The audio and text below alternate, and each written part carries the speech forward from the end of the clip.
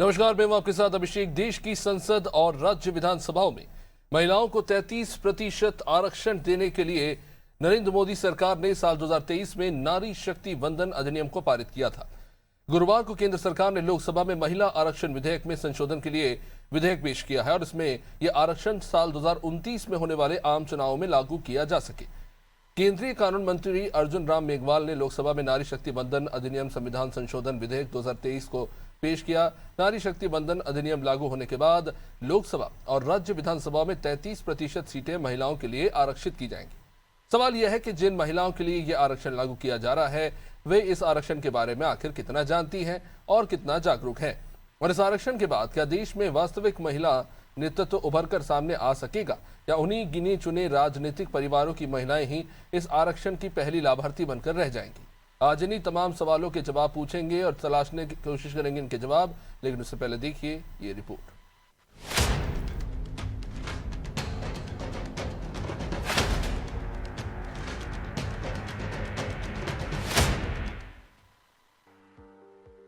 भारत में नारी शक्ति वंदन अधिनियम या महिला आरक्षण अधिनियम 2023 महिलाओं के राजनीतिक सशक्तिकरण की दिशा में एक ऐतिहासिक कदम है। इस कानून से लोकसभा, राज्य विधानसभाओं और दिल्ली विधानसभा में महिलाओं के लिए 1/3 सीटें आरक्षित की गई हैं। इसमें अनुसूचित जाति और अनुसूचित जनजाति के लिए पहले से आरक्षित सीटों में से भी 1/3 सीटें उन श्रेणियों की महिलाओं के लिए आरक्षित होंगी। आरक्षित सीटें प्रत्येक परिसीमन प्रक्रिया के बाद राज्यों या केंद्र शासित प्रदेशों में अलग अलग निर्वाचन क्षेत्रों में रोटेट की जा सकती है। यह आरक्षण शुरू में 15 वर्षों की अवधि के लिए होगा, जिसे बाद में संसद कानून बनाकर बढ़ा सकती है। केंद्र सरकार ने इसे लागू करने की अधिसूचना जारी कर दी है। वास्तविक रूप से यह जनगणना और परिसीमन की प्रक्रिया पूरी होने के बाद ही प्रभावी होगा। इस अधिनियम को 106वें संविधान संशोधन अधिनियम के रूप में जाना जाता है, जिसने संविधान में अनुच्छेद 330A, 332A और 334A जैसे नए प्रावधान जोड़े हैं। यह कानून पंचायतों और नगर पालिकाओं में पहले से मौजूद आरक्षण की तरह ही अब देश की सर्वोच्च नीति निर्माण संस्थाओं में भी महिलाओं की भागीदारी सुनिश्चित करेगा। यह अधिनियम लैंगिक समानता और महिला सशक्तिकरण के एक नए युग की शुरुआत के रूप में देखा जा रहा है। हालांकि यह एक बड़ा संरचनात्मक बदलाव है, इसलिए जमीनी स्तर पर इसके कार्यान्वयन की बारीकियों को लेकर जागरूकता अभी भी विकसित हो रही है। अधिकांश लोग इसे विकसित भारत की नींव और राजनीति में महिलाओं की निर्णायक भूमिका के रूप में देख रहे हैं। सरकारी सूचना अभियानों, समाचारों और स्थानीय स्तर पर होने वाले कार्यक्रमों की वजह से भारत में इस अधिनियम की जागरूकता उच्च स्तर पर है। हालांकि इसके तकनीकी पहलुओं के बारे में गहरी समझ अभी भी विकसित हो रही है। अभी लोकसभा में महिलाओं का प्रतिनिधित्व सिर्फ 13.6% है। यह कानून भारत की राजनीति में महिलाओं को ज्यादा प्रतिनिधित्व देने की दिशा में एक बड़ा कदम माना जा रहा है। इस बिल के लागू होने से राजनीति में महिलाओं की भागीदारी बढ़ेगी और राजनीतिक फैसले लेने में उनकी सहभागिता भी पुरुषों के समान होगी। सिर्फ मतदान ही नहीं बल्कि नीति निर्माण में भी महिलाएं महत्वपूर्ण भूमिका निभाएंगी। देश की राजनीति और भविष्य निर्माण में महिलाओं की भूमिका हमेशा से उल्लेखनीय रही है। भारतीय संविधान सभा में कुल 15 महिला सदस्य थी। इन महिलाओं ने संविधान के मसौदे को तैयार करने और देश के भविष्य को आकार देने में महत्वपूर्ण भूमिका निभाई थी। संविधान सभा के बाद महिलाओं ने संसद में भी एंट्री ली। भारतीय लोकतंत्र के 7 दशकों के सफर में संसद की संरचना में कई बदलाव आए हैं, लेकिन अब एक बड़ा बदलाव अंतिम चरण में है।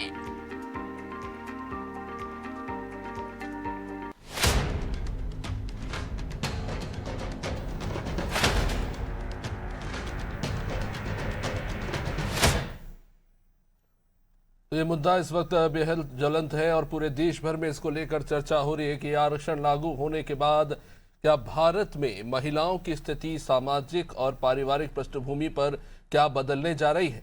क्या महिलाओं का हस्तक्षेप बढ़ेगा।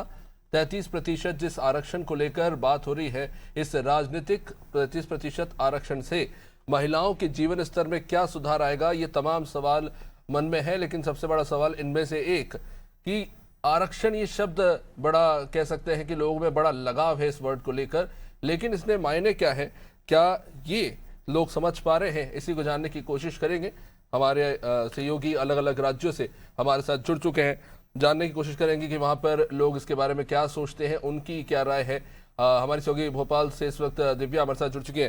तो जी दिव्या, देखिए 33% आरक्षण को लेकर संसद में तो चर्चा है ही, आज शाम वोटिंग भी हो जाएगी, पर सवाल ये है कि इस 33% आरक्षण को लेकर महिलाएं खुद कितनी जागरूक हैं और वो इसको लेकर क्या सोचती हैं। खासतौर से भारत जैसे देश में जहां पर किसी आम साधारण परिवार से आने वाले व्यक्ति से पूछे तो राजनीति को एक प्रोफेशन, एक खराब प्रोफेशन के तौर पर ही देखते हैं। उन्हें लगता है कि सीधे साधे परिवार से आने वाले लोग इस तरह के पेशे में नहीं जाते, वो इंजीनियर, डॉक्टर, चार्टर्ड अकाउंटेंट, वकील ऐसा कुछ बन जाए तो ठीक है। वहां बात हो रही है महिलाओं को 33% आरक्षण देने की, उन्हें विधानसभा लोकसभा में भेजने की। भारत की जिस तरह की राजनीति रही है शुरुआत से लेकर अब तक, वहां पे महिलाओं का कितना स्थान रहा है इससे हम सभी वाकिफ हैं। लेकिन क्या ये 33% आरक्षण लागू होने के बाद वो चीज बदल जाएगी? ये अभिषेक, देखिए जब भी कोई बदलाव होता है तो वो धीरे धीरे होता है।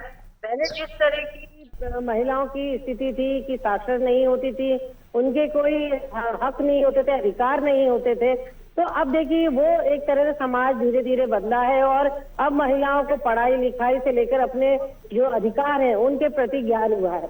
और जैसे कि आपने सवाल कहा किया कि राजनीति को लेकर, तो ये बात सही है कि अभी जिस तरह से जो राजनीति में माहौल है, जो महिलाएं आती भी हैं, तो अगर उसमें से उठा के देखें तो काफी कुछ महिलाएं ऐसी हैं जो अपने दम पर बनकर आती हैं और अपनी सूझबूझ से सारे निर्णय लेती है, अपने भविष्य के निर्णय लेती है, राजनीतिक निर्णय लेती है। लेकिन उधर ही आपको ऐसी महिलाएं भी दिखेंगी जिनके जो अपने परिजनों के दम पे होती है। कहीं आपने सुना होगा पार्षद पति, सुना होगा विधायक पति, सुना होगा कि कोई महिला अगर राजनीति में है तो वो नाम के लिए राजनीति में होती है, लेकिन उसके जितने भी राजनीतिक निर्णय होते हैं वो उनके पति द्वारा या परिवार द्वारा लिए जाते हैं। और वो ऐसा इसलिए होता है क्योंकि अभी भी जब इलेक्शन होता है तो महिलाओं के लिए कुछ सीटें रिजर्व होती है। लेकिन क्या वाकई में सबसे बड़ा सवाल है कि जो जिस सोच के साथ ये रिजर्वेशन अभी फिलहाल जो जारी है, क्या वाकई में उसका फायदा मिल रहा है? हालांकि उतना मिलता हुआ नहीं दिखता, लेकिन ये भी कहना गलत होगा कि बिल्कुल भी नहीं है, क्योंकि कहीं ना कहीं स्थिति बदल रही है। और जैसा कि मैंने आपको कहा कि जब भी कोई स्थिति में बदलाव आता है तो उसमें समय लगता है, क्योंकि एक परंपरा, एक सोच को बदलना आसान नहीं होता। तो इसी तरह अगर इस 33% जो आरक्षण बिल को देखें तो ये बहुत महत्वपूर्ण है, क्योंकि आप ये देखें कि कई सारे ऐसी नौकरियां जैसे पुलिस की नौकरियां और तमाम अन्य नौकरियों में भी अब 30% आरक्षण महिलाओं को मिलने लगा। इससे कहीं ना कहीं महिलाओं के लिए एक जो है माहौल अच्छा होता है और उनको काम करने के ज्यादा मौके मिलते हैं। क्योंकि कहना आसान है, लेकिन पुरुषों के साथ कंधे से कंधा मिला के चलना, क्योंकि महिलाओं के साथ दोहरी जिम्मेदारी होती है, आसान नहीं होता। तो ऐसे में कहीं ना कहीं दोनों को बराबर एक दायरे पे लाके खड़ा करना, एक स्तर पे लाके खड़ा करने के लिए जरूरी है कि उनको आरक्षण दिया जाए। और यही कारण है कि अगर राजनीति में 33% महिला आरक्षण होगा तो जो महिलाओं की स्थिति आपने देखी कि राजनीति में बदली है, और अगर 33% आरक्षण होगा तो कहीं ना कहीं बदलेगी। अब ये सवाल भी है जो बार बार उठ रहा है। अभी मैं यहाँ बीजेपी का जो ब्लॉक अध्यक्षों का जो सम्मेलन है वहाँ हूँ, और वहाँ पर भी यही बात उठ रही है कि क्यों अभी तक कांग्रेस द्वारा महिलाओं को उतना हक नहीं दिया गया, उतना अधिकार नहीं दिया गया। और अगर 33% महिला आरक्षण लागू होता है, उसके बाद जो महिलाओं को मौका मिले तो उन्हीं वो महिलाएं आगे आए, अभी से राजनीति में आगे आए, जो काम करें। नहीं तो यही होगा कि आरक्षण होगा, फिर जो राजनीति में जो नेता है उनकी पत्नियों को, उनकी बहनों को और उनकी परिवार की महिलाओं को मिलेगा, और डिसीजन फिर कौन लेगा? वो जो राजनेता है वो लेंगे। तो ये तो शक और ये सवाल ये अभी भी बना है, लेकिन इसको बदलने में समय लगेगा, और जब आरक्षण मिलेगा तो वाकई में इसमें बदलाव तो होगा ही। निश्चित रूप से बहुत सारे सवाल हैं जिनका शायद उम्मीद है समय के साथ जवाब मिले। हमारे साथ वरिष्ठ पत्रकार शीतल रॉय भी इस पर जुड़ चुके हैं। शीतल जी, बहुत बहुत स्वागत है आपका अनादि टीवी पर। आरक्षण, राजनीतिक आरक्षण को लेकर बात हो रही है कि 33% आरक्षण महिलाओं को दिया जाएगा परिसीमन के तहत। लेकिन शीतल जी, हम अगर राजनीतिक दलों को देखें, हमेशा हम ये मानते हैं कि किसी भी वर्क प्लेस में जब महिलाओं की सहभागिता बढ़ती है तो इन वर्क प्लेसेस की जो स्थिति है और बेहतर होती भी नजर आती है। चाहे वहाँ पे रखरखाव की बात हो, चाहे वहाँ पे टॉयलेट या सैनिटरीज की बात हो, तो उसमें सुधार देखने को मिलता है। स्कूल, कॉलेज, ऑफिसेज कहीं भी आप देख लीजिए।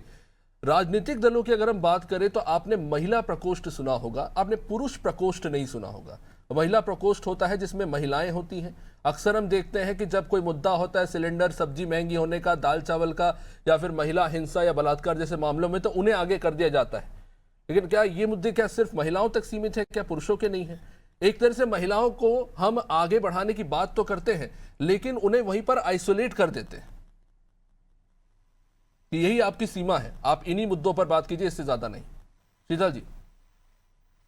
देखिए, सबसे पहले तो मैं एक चीज बताना चाहूंगी कि आप सोचिए कि घर से लेके हर क्षेत्र में महिलाएं एक्टिव हैं।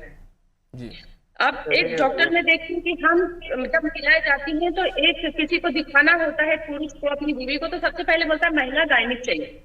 तो हमको सबसे पहले महिला गायनिक चाहिए। मुझे किसी महिला को अपने बच्चे को पढ़ाना है तो सबसे पहले महिला टीचर चाहिए, ट्यूटर महिला चाहिए।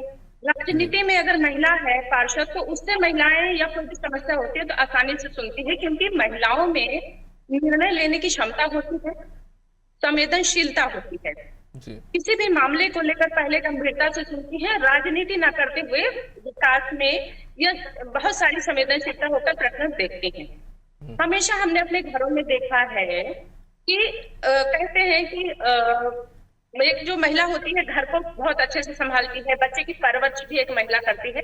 लेकिन अभी तक आजादी के इतने सालों तक राजनीति के क्षेत्र में आप देखेंगे महिलाओं का अभी तक भी जो आरक्षण रहा है, लेकिन महिलाएं उतनी नहीं। अब ऐसा क्या कारण है कि जब निर्णय लेने की बात आती है, नीति निर्माण की बात आती है, तो महिलाएं वहां नहीं है। लेकिन अगर आपको चाहे तो जो कांग्रेस हो, जो भी राजनीतिक पार्टियां हो, महिलाओं के जो चाहे लाडली लक्ष्मी मैं बोलना चाहूंगी योजना हो, सारी चीजें हो, महिलाओं की भीड़ तो दिखती है हमको। मतलब हर पार्टी में महिला कार्यकर्ता बहुत है, लेकिन लीडरशिप में महिलाएं नहीं है। तो क्या कारण है? पहली बात, अब चूंकि जब 33% आरक्षण की बात हो रही है, बट गर्व की बात है कि नए युग की शुरुआत हो रही है। अब यहाँ नए युग की शुरुआत हो रही है, शुरुआती में बहुत परेशानी आने वाली है। ये हम महिलाएं जितना बना रही हैं, सारी चीजें हो रही हैं, इतना आसान नहीं है।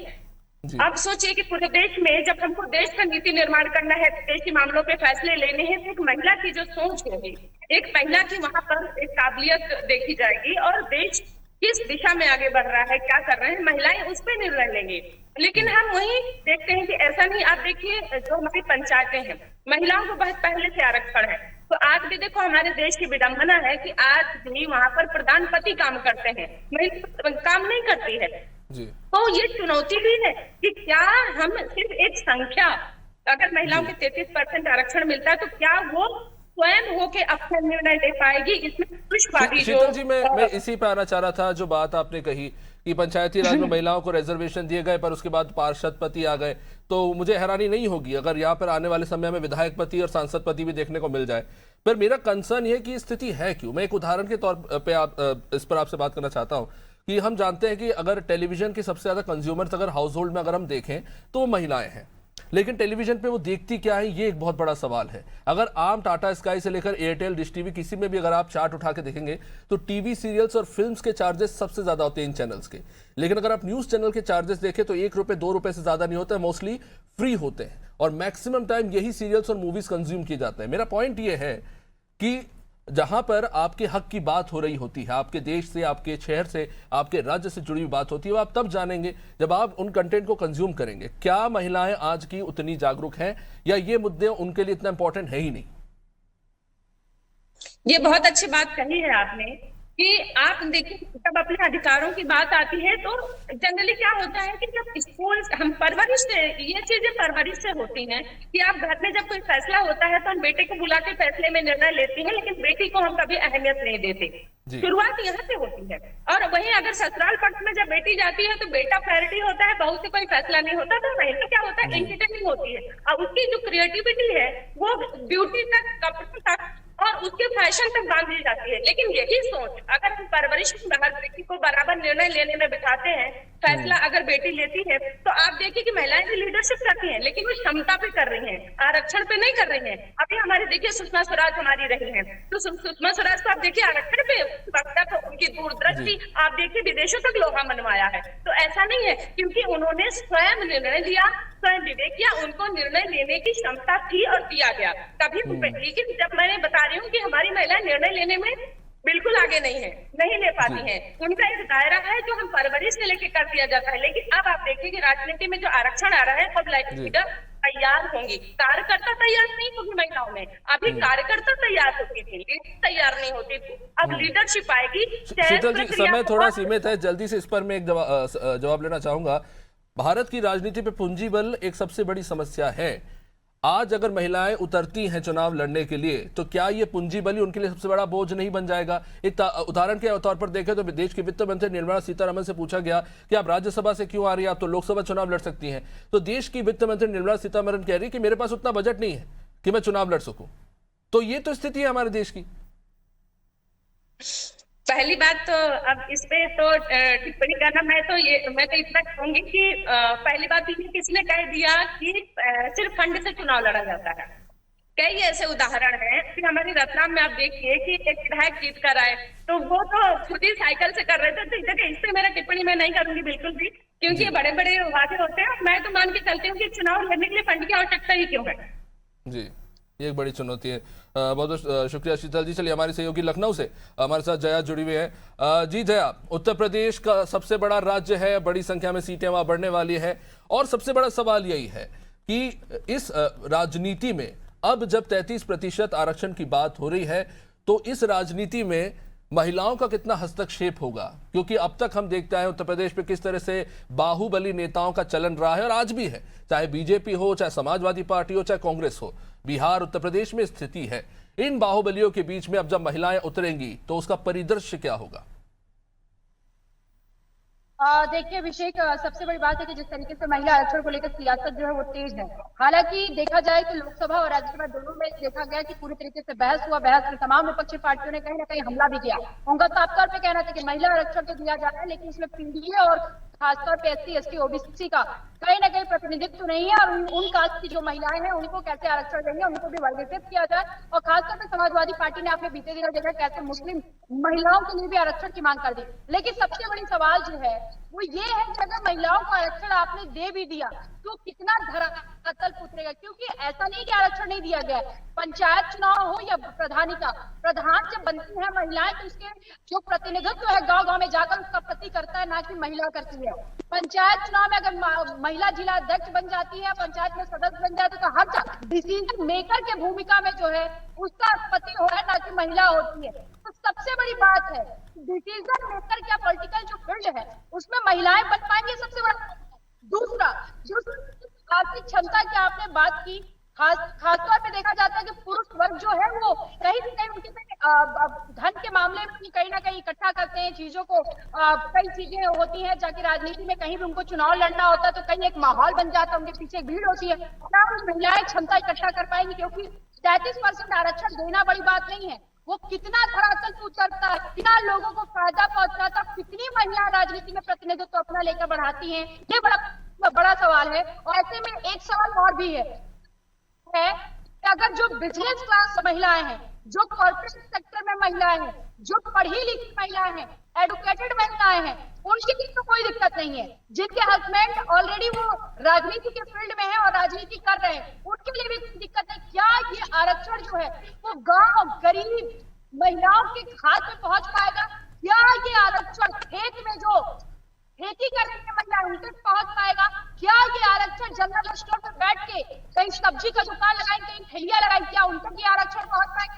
सवाल ये है। और विरोध हो रहा है, खासतौर पे दक्षिणी राज्यों में भी इसका विरोध होगा। दक्षिण राज्यों का कहना है कि तमिलनाडु, क्योंकि उत्तर प्रदेश और बिहार जनसंख्या की दृष्टि से सबसे बड़ा राज्य है, उनका कहना है कि अगर आपने आरक्षण दे भी दिया, अगर जनसंख्या के आधार पे आपने किया, तो कहीं ना कहीं उत्तर प्रदेश और बिहार की जो महिलाएं हैं उनको वरीयता ज्यादा मिल जाएगी। दक्षिणी राज्य हमारे छूट जाएंगे, उनके मुद्दे को संसद में वरीयता नहीं मिलेगी। इसका भी विरोध हो रहा है। दूसरी पार्टियां, विपक्षी पार्टियां क्या कर रही है? दलित वर्ग की महिलाएं क्या कर रही है, जो OBC वर्ग की महिलाएं हैं वो क्या कर रही है, जो SC, ST वर्ग की महिलाएं हैं वो क्या कर रही है? तो सवाल यहाँ पे है, वर्गीकरण करने की बात है, की बात है, इकोनॉमिकल स्टेटस। आज भी गांव में प्रधान बनता है, पत्नी बनती है तो पति उसका प्रतिनिधित्व करता है। जिला पंचायत सदस्य अगर पत्नी चुनी जाती है तो उसका पति जाके डिसीजन मेकर करता है। तो क्या महिलाएं अपनी एक स्टेबिलिटी करेंगी स्थापित कि हम अपना डिसीजन, हम अपना कार्य करेंगे? इसी पे सवाल उठ जाता है। और विपक्षी पार्टियां इसी को लेकर हमलावर भी हैं कि कैटेगरी कैसे डिवाइड होगा, कैटेगरी कैसे डिवाइड, बिजनेस क्लास महिलाएं हैं, गरीब निश्चित रूप से महिलाएं हैं, जया, ये एक बड़ा सवाल है। और शीतल जी जो बात कह रही थी कि देखिए बचपन से ही वैसा ओरिएंटेशन रहता नहीं है लीडरशिप को लेकर, लड़कों की बात ज्यादा चलती है, लड़कियों की कम सुनी जाती है। शिवानी शेरके हमारे साथ जुड़ी हुई है छत्तीसगढ़ से। शिवानी, छत्तीसगढ़ की हम बात करें तो ग्रामीण बहुल क्षेत्र है, और एक चीज और बड़ी महत्वपूर्ण देखने को मिली है, ग्रामीण क्षेत्रों की महिलाएं ज्यादा सोशल हैं। शहरी क्षेत्रों में अगर हम ये चीज देखें तो सोशल के मायने अलग है। वहां पर सोशल का मतलब सोशल मीडिया है, कैफेटेरिया है, कैफेज है। ये ऐसी एक आबादी है जिन्हें अपने मोहल्ले और शहर का पता नहीं है, लेकिन उनको बाकी चीजों का पता है। तो कहीं ना कहीं ये जो एक तरह का जो सोशलिज्म का स्ट्रक्चर है शहरी और ग्रामीण में, एक बड़ा अंतर दिखाता है और एक एंटी सोशल एक तरह से कह सकते हैं फिनोमिनन चल पड़ा है। तो ऐसे में जब आरक्षण की बात हो रही है 33% छत्तीसगढ़ में, और क्योंकि हम जानते हैं छत्तीसगढ़ में बड़ी संख्या में महिला सांसद और विधायक जो है निकल कर आए हैं राजनीति में, और एक तरह से कह सकते हैं दूसरे राज्यों की तुलना में महिलाओं की सहभागिता जो छत्तीसगढ़ में राजनीति में है वो काफी अच्छी स्थिति में है। अब जब 33% आरक्षण की बात हो रही है तो महिलाएं इसे किस तरह से देख रही हैं?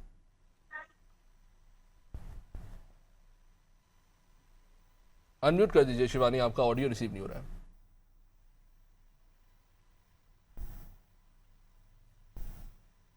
जी बिल्कुल, जो रायपुर है मतलब शहरी इलाके और शहरी इलाकों में ऐसे होते हैं कि कई जो महिलाएं हैं वो जो कैफेज है ये सब ज्यादा जाना पसंद करती हैं, जो उनके जो लाभ के हैं वो उनको पता भी नहीं होते हैं कि क्या उनके लाभ में है। जैसे कि अभी जो 33% आरक्षण जो है वो महिलाओं के लिए लागू करी जाने वाली है, जो कि अभी यहाँ पे रायपुर में किसी को भी यहाँ पे इसका खबर नहीं है। और ये यहाँ पे लोग जो है ये जो टीवी सीरियल्स ये सब देखना ज्यादा पसंद करते हैं, कैफेज जाना ज्यादा पसंद करते हैं। वही बात करें जो यहाँ की गाँव एरिया की जो महिलाएं हैं उनको ज्यादा पता होती है ये सब चीजें। मैंने खुद यहाँ पे गई थी और यहाँ पे महिलाओं से बात की थी, तब महिलाएं जो है जो पढ़ी लिखी महिलाएं जो है जो समाचार देखती हैं, जो ये सब चीजों के बारे में जानना पसंद करती है, उनको ही यह सब चीजों के बारे में पता होती है। लेकिन जो आज की जो लड़कियां हैं और साथ ही जो महिलाएं हैं, कुछ महिलाएं जो है उनको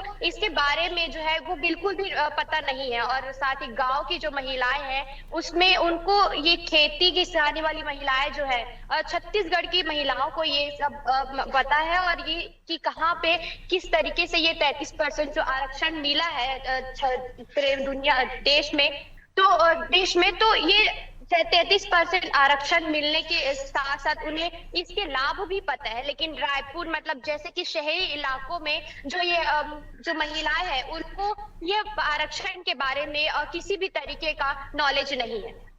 निश्चित रूप से बहुत सारे ऐसे पहलू है जिन पर चर्चा करना है, पर समय अब इजाजत नहीं देता। बहुत बहुत शुक्रिया शिवानी, शुक्रिया जय, शुक्रिया शीतल जी। तो देखिए ये जो आरक्षण का मसला है अगर राजनीतिक रूप से देखें तो मैरिटल रेप, सेक्सुअल अब्यूज़ और इससे लेकर आप घरेलू हिंसा और तमाम ऐसे मामले हैं जिनको लेकर शायद एक बेहतर कानून बन पाए जब महिलाओं का इसमें सीधे सीधे हस्तक्षेप होगा। अब देखना होगा कि आरक्षण का ये जब बिल अगर पास होता है उसके बाद स्थिति में कितना सुधार देखने को मिलता है। इसी के साथ इस कार्यक्रम में फिलहाल इतना ही। आप देखते रहिए अनादि टीवी। नमस्कार।